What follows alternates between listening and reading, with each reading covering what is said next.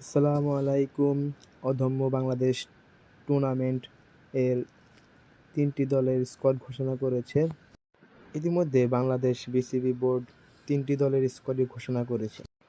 দল ৩টির মধ্যে প্রথমটি হচ্ছে ধূমকেতু এক্সপ্রেস, যেটাকে জাতীয় দল বললেই চলে, কারণ টি-20 বিশ্বকাপের জন্য যে স্কোয়াডটি ফিক্স করা হয় সেখানকার মোটামুটি প্লেয়ার এই ধূমকেতু এক্সপ্রেসে রয়েছে। অ্যান্ড সেকেন্ড যে স্কোয়াডটা রয়েছে, দুর্বার একাদশ, সেই টিমটা মূলত জাতীয় দলের সেকেন্ড পাইপলাইন হিসেবে স্কোয়াডটা তৈরি করা হয়েছে, যেখানে নাজমুল হাসান শান্ত ক্যাপ্টেন্সি পালন করবে। এবং থার্ড যে দলটি রয়েছে সেটার দায়িত্ব মূলত পালন করবেন আকবর আলী, যেটা এমার্জেন্সি এশিয়া কাপের নেতৃত্বাধীন প্লেয়ারদেরকে নিয়ে করা হয়েছে। আর আপনারা হয়তো ইতিপূর্বে দেখেছেন যে অনফিল্ডের একটা শোতে সামির ভাই অনেকগুলা কথা বলছে, যেখানে পুরো 3টা টিমেরই স্কোয়াড ঘোষণা করেছে। আর আপনার সেই স্কোয়াড সম্পর্কে তো জানেন। 3টাই দোষী হয়তো আপনারা দেখেছেন যে কোন কোন প্লেয়ার কোন টিমে আছে, তা সব কিন্তু আপনারা দেখেছেন।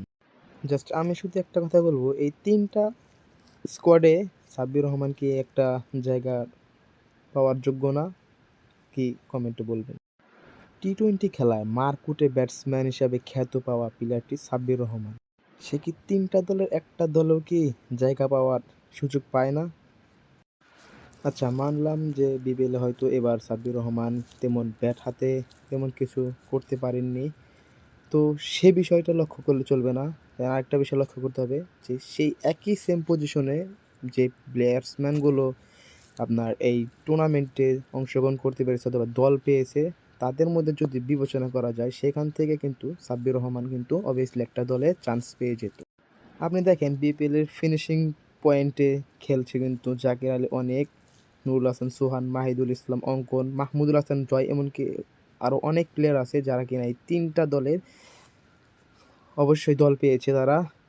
এবং তাদের সাথে কি সাব্বির কি দল পাওয়ার যোগ্য না? জাকির আলী অনেক, তিনি সুযোগ পেয়েও পুরো বিপিএলটা তিনি ফ্লপ করেছেন, এবং মাহিদুল হাসান জয় তিনিও পুরো বিপিএলটা সুযোগ পেয়ে ফ্লপ করেছেন। তো সেইখানে সাব্বির রহমান ঢাকা ক্যাপিটালসের 8 নম্বর পজিশনে উঠে যতটুকু চেষ্টা করেছেন, ম্যাচ পরিসংখ্যান যদি হিসাব করা যায়, জাকির আলী অনেক পুরো বিপিএল মিলে 158টি রান করেছেন। আর সাব্বির রহমান বিপিএলের 10টি ম্যাচে 134টি রান করেছেন। তো সেখানে কি সে তার একটা দল পায় না? জাকির আলী অনেক, সে ফ্লপ করেও যদি দল পায় তাহলে সেখানে সাব্বির কেন দল পায়নি? একটা কথা বুঝি না, জাকির আলীকে এতটা সুযোগ দেওয়া হয়, এতগুলো চান্স দেওয়া হয়, তারপরেও সে কিছু করতে পারে না, এবং সে অনবরত চান্স পেয়ে যাচ্ছে এবং দলও পাচ্ছে, এবং এই টুর্নামেন্টেও তিনি দল পাচ্ছে। হোয়াই? যদি গত বছরের পরিসংখ্যান হিসাব করা যায়, জাকির আলী অনেক যদি যতগুলো ম্যাচ খেলেছে তার সবগুলো যদি পরিসংখ্যান যদি হিসাব করা যায়, খুব একটা ভালো পারফরমেন্স যে সে করেছে তা কিন্তু দেখা অসম্ভব। হয়তো হাতে গোনা 2 থেকে 3-4টা ম্যাচ দেখা যাবে, এর থেকে বেশি কিছু আর না। কেন এত সুযোগ লাগিয়েও জাকির আলী কেন সেই কাজটা করতে পারছে না? অবভিয়াসলি এইখানে সাব্বিরের দল পাওয়ার অধিকার আছে, এবং সে এই দল পাবে এরকম একটা তার অধিকার আছে। এখানে বিসিবি কেন এই 3টা দলের কোনো স্কোয়াডে সাব্বিরকে রাখেনি, এটা আমার প্রশ্ন বিসিবির কাছে। কোনো ভুল কিছু বললে অবশ্যই ক্ষমার দৃষ্টিতে দেখবেন।